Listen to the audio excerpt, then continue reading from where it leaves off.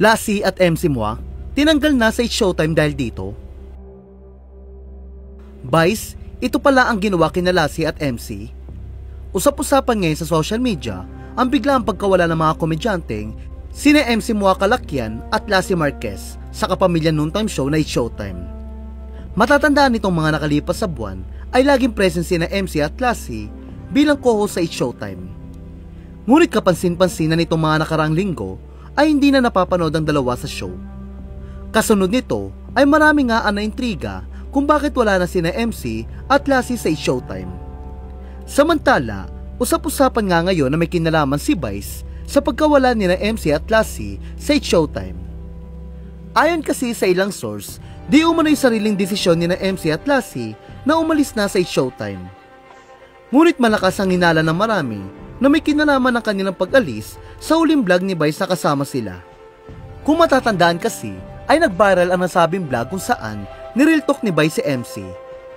Ayon pa kay Vice, visit siya kay MC dahil hindi ito marunong makisama tuwing nagsasama sila. At sa kanilang bakasyon sa Palawan, pinuna ni Vice na lagi na lamang biglang papasok sa kanyang kwarto si MC at lalabas kung kailan nito gusto. Ayon pa kay Vice, lagi natutulog si MC at matagal maligo tuwing nagsasama sila. Kaya sa huli ay pinag-iintay sila nito. Bagamat sa nasabing vlog ay makikita nagyakapan sa uli sina Vice at MC at mukhang nagkaayos. Tila iba naman daw ang nangyari sa likod ng kamera. Base kasi sa mga kumakalat na espekulasyon, tila napahiya at sumamaraw ang loob ni MC kay Vice. Dahil kailangan pa nitong sa publiko ang mga di pagkakaintindihan nila magkakaibigan.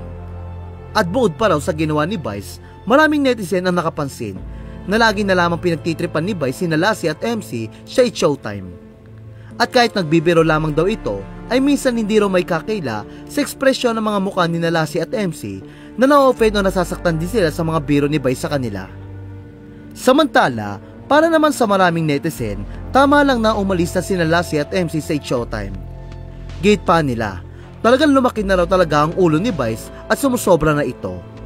At hindi na nito namamalayan na kahit nakakasakit na siya ng iba na dahil sa kanyang mga below the belt punchline o joke.